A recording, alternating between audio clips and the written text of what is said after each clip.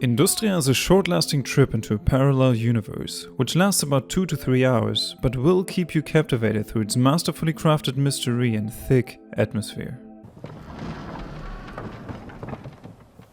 Walter! Walter!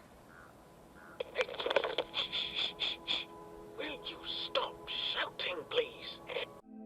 The game starts off with you waking up on a couch in your apartment in Berlin, 1989. It is the night of the Mauerfall in which Western and Eastern Germany were reunited. Your boyfriend Walter calls you and tells you about an issue in the facility, and he mentions that he has to deal with it.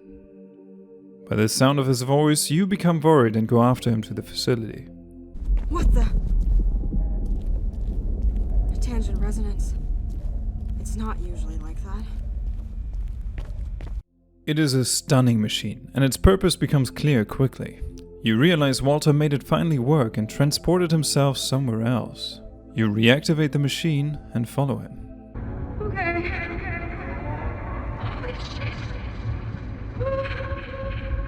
You find yourself in an alternate version of Germany. Its technology seems stuck somewhere between the First and Second World War. You learn that it is 1979, 10 years before the prior events, and totally different. While you encounter the first enemies, mechs, made of rudimentary technology, you meet Brent.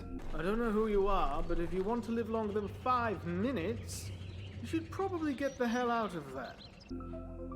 He rescues you and supports you throughout your travels. This is the setup. From here on out, the game is very careful in giving you additional information about this world. Some things get revealed by Brent, some things you learn by observing your environments, and others you learn at the very end.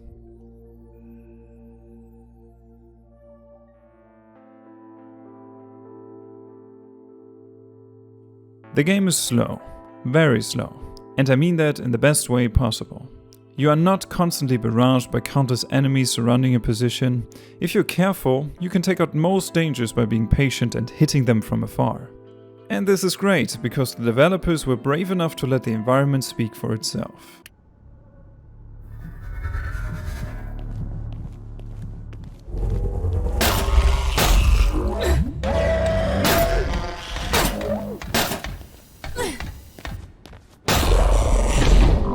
This city is flush with details. Some credit the game with a Half-Life 2-esque charm that I would also agree it gives off. The developers actually thank the game's existence in the credits. So it is a joy to explore and to see what one can find. Dark passageways, bright and flourishing plazas, quick trips to the oldest house of control, yeah, kinda, and rolling fields with wonderfully awkward spheres around, creating a world that feels comfortably known, but eerily off at the same time.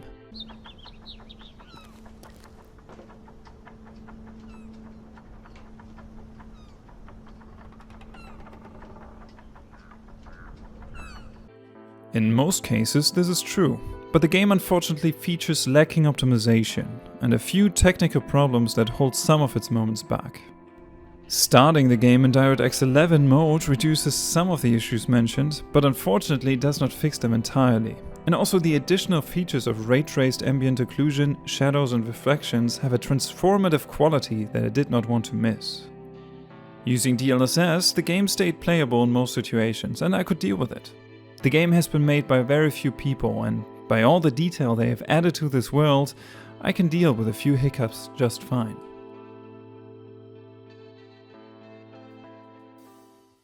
So, who are these mechs? Well, I don't want to say too much, but they reminded me of a few things. Now, after finishing the game, I'm still not sure if this is possible, but a lot of the elements in this game feel inspired. Let's start with the rounded mech balls scattered around the world. They immediately brought my mind to Nier Automata. So did the bipedal mechs that either shoot or rush you down with a melee weapon. They could be straight from that game or, to be fair, from Star Wars Rogue One. Are you talking about me? They do look kind of like that as well. The game also features a small robot dog, which looks incredibly close to the General Dynamics companion they released last year. And then there are Zerg-like rushing minibots, which feature legs that reminded me a lot of Metal Gear.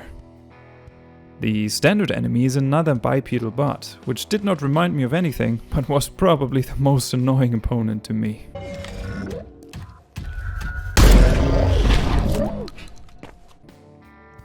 You have just seen me using the shotgun, and generally, all guns are noisy and punchy as hell. The axe is also super crunchy.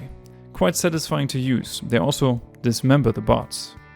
All in all, there's nothing special to say. It is a small assortment of guns that feel great to use.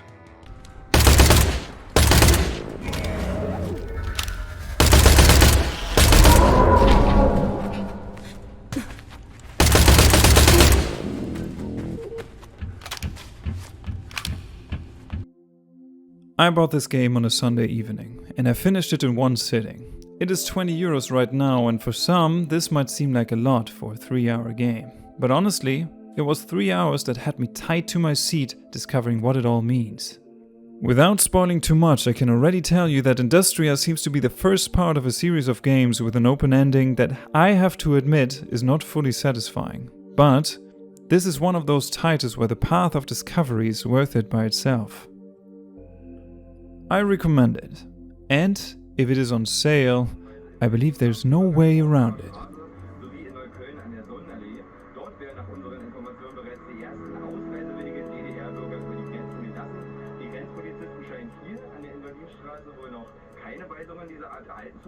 Bis zu diesem Zeitpunkt werden die Ostberliner auf der anderen Seite weiterhin zurückgeschickt und auf morgen in der Früh um 8 vertröstet.